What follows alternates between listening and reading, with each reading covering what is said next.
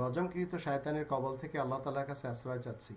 সম্মানিত দর্শকবৃন্দ, আপনাদের সকলকে জানাই সালামুন আলাইকুম। খ্রিস্টান সমাজ, ইহুদি সমাজ, হিন্দু এবং মুসলমানদের বেদ, বাইবেল ও বুখারী যদি আমরা একটু দেখে নিই কোরআনের দৃষ্টিতে, তাহলে আমরা দেখতে পাই কোরআনের 7 নম্বর সূরা আল আরাফ এর 157 এবং 158 এই দুটি আয়াতের বাংলায় আমি আপনাদের সামনে তুলে ধরব কি বলছেন আল্লাহ তাআলা। যারা বিশেষ বার্তাবাহকের অনুসরণ করবে, যে মায়ের নামে ডাকা নবী, আল্লাযীনা ইয়াত্তাবিউনা রাসূলান নবী আল উম্মি, যাকে তারা দেখতে পায় তাদের কাছে যে লিখিত আইন এবং সুসংবাদ রয়েছে তাতে, সে তো বিধি মোতাবেক কাজ করতে নির্দেশ দেয় আর গর্হিত কাজকর্মে নিষেধ করে, তাদের জন্য পবিত্র জিনিস বৈধ করে আর ঘৃণ্য বস্তু অবৈধ বলে ঘোষণা করে, তাদের উপরে ধর্মের যেসব বোঝা ও জোয়াল চাপানো হয়েছে তা যে সরিয়ে দেয়।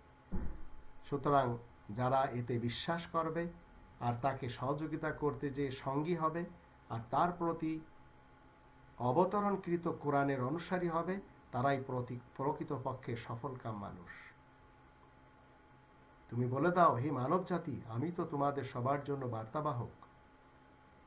গগনমণ্ডল ও পৃথিবীর একমাত্র মালিকানা যার, তিনি ছাড়া আর তো কেউ মাবুদ নেই। তিনি বাঁচিয়ে রাখেন এবং মৃত্যুদান করেন। সুতরাং তোমরা সবাই আল্লাহ তাআলার উপরে আস্থাবান হও আর তারই বার্তাবাহক মাওয়ালা নবীর উপরে ঈমানদার হও।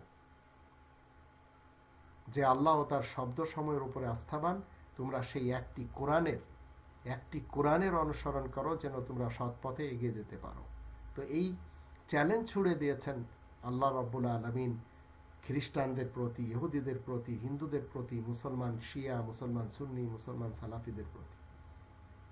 এখন যারা বেদকে মেনে যাচ্ছেন, যারা বাইবেলকে মেনে যাচ্ছেন, যারা বুখারীকে মেনে যাচ্ছেন, তাদের অন্তত একটু চিন্তা করে দেখা দরকার, মানতে হবে শুধু একটি কোরআন, এছাড়া অন্য কোনো কিছু মানা যাবে না, নইলে সৎ পথ থেকে বিভ্রান্ত হতে হবে। আর এটি হচ্ছে সত্য সঠিক পথ 6 নম্বর সূরা আল আনামের 153 নম্বর আয়াতের দৃষ্টিতে।